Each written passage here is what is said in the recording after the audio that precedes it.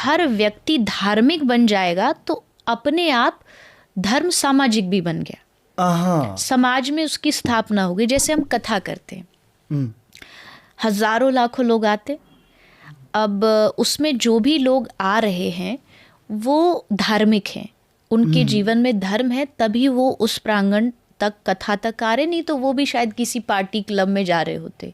तो अब जब उन लोगों का समूह हो गया, वो सब लोग कलेक्ट होकर के एकदम से भागवत के पंडाल में आके बैठ गए, अब वो एक सामाजिक धर्म का रूप ले लेता है कि वहाँ हजारों लोग बैठे भगवान की बातें कर रहे हैं, धर्म की बातें कर रहे हैं, अब वो सामाजिक बन गया। लेकिन सामाजिक बनने के लिए पहले आपको व्यक्तिगत धर्म से जुड़ना पड़ेगा।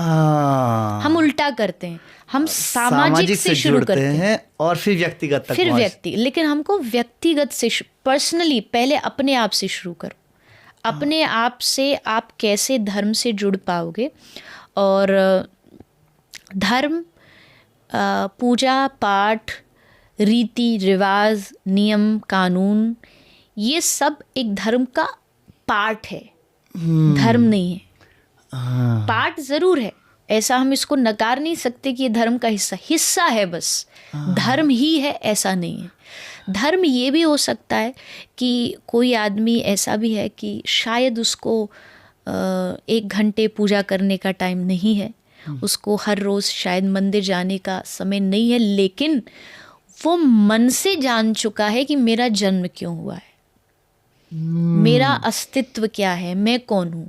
पहले धार्मिक बनने के लिए तो आपको सबसे पहले अपना इंट्रोडक्शन पता होना चाहिए। भाई कौन है आप? मैं चित्रलेखा हूँ, नहीं, वो आपकी टेम्परेरी आईडी है। वो तो नाम तो आपको दिया था जन्म के समय, है और जन्म के बाद बदल जाएगा। मतलब नेक्स्ट जन्म आते ही जीवन की जो यात्रा है, मैंने कहीं पढ़ा था, बहुत अलग है। आदमी जब जन्म लेता है श्वासें होती हैं पर नाम नहीं होता, और जब मरता है तो नाम होता है पर सांसें नहीं होती। और इस सांस और नाम के बीच की जो यात्रा है वही जीवन है। वाह वाह वाह। उस सांस और मरण की यात्रा को जिसने समझ लिया, उसने अपना परिचय पहचान लिया कि कौन हूँ मैं।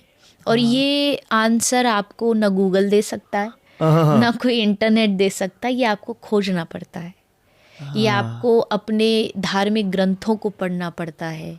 भगवत गीता को पढ़ो, कृष्ण को यही समझाया है, कृष्ण ने यही समझाया है अर्जुन को कि तू है कौन।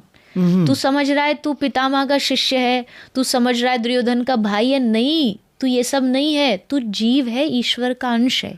ममैवांश जीव लोके जीव भूत सनातन, तू मेरा अंश है। और तू अगर मेरा अंश है तो तुझ में शक्ति है न्याय और अन्याय के खिलाफ लड़ने की। तू क्षत्रिय है, डर के बैठ मत जा कि मैं नहीं लड़ूंगा, मेरे सामने मेरे अपने हैं। भगवान कह रहे लड़। जहां हम ये सोचते हैं कि शायद भगवान तो युद्ध करने के लिए मना करेंगे, अहिंसा की शिक्षा देंगे, पर भगवान यहाँ अर्जुन को कह रहे तू क्षत्रिय है, अपना धर्म क्यों भूल रहा है और डर क्यों रहा है, मैं तेरे साथ हूँ। तो वो जो श्री कृष्ण यहाँ पर समझा रहे हैं वो धर्म की स्थापना कर रहे हैं। धर्म संस्था के लिए ठाकुर जी आते हैं युग युग में, और समय को बदलने के लिए, धर्म की स्थापना के लिए भगवान अवतार लेते हैं। तो कृष्ण ने वो सिखा दिया। तो ये जो पहचान है कि मैं कौन हूँ, इसको जानिए। ये जानना ही धर्म है। ये जब आप जान लोगे आप धार्मिक बन जाओगे। मुझे आपको कहना नहीं पड़ेगा कि भाई माला लेके भजन करो, आप शुरू कर दोगे। क्यों? क्योंकि आपको पता है मरने के बाद वहां जाना है और वहां जाके हिसाब देना है मुझे। तो अपने आप भजन चालू हो जाएगा, नाम जप चालू हो जाएगा। तो ये जानना मुझे लगता है धर्म को जानना है। बाकी सब चीज़ें धर्म का हिस्सा है। जैसे मैं भी चंदन लगाती हूँ, कंठी पहनती हूँ, या हम पूजा पाठ करते हैं, तो ये सारी चीज़ें धर्म के एक छोटे छोटे हिस्से हैं। ये हमें थोड़ा मोड़ती है, डाइवर्ट करती है। जैसे क्या खा रहे हो, क्या पहन रहे हो, वो सारे आपके जीवन में इम्पैक्ट होता है। तो इन हिस्सों को निभाते रहो, पर मूल धर्म जानो, मेरा और भगवान का रिश्ता क्या है। इस संबंध को जान लोगे तो आप धार्मिक हो। वाह वाह वाह वाह वाह। आपने धर्म के बारे में बहुत अच्छे से समझा दिया।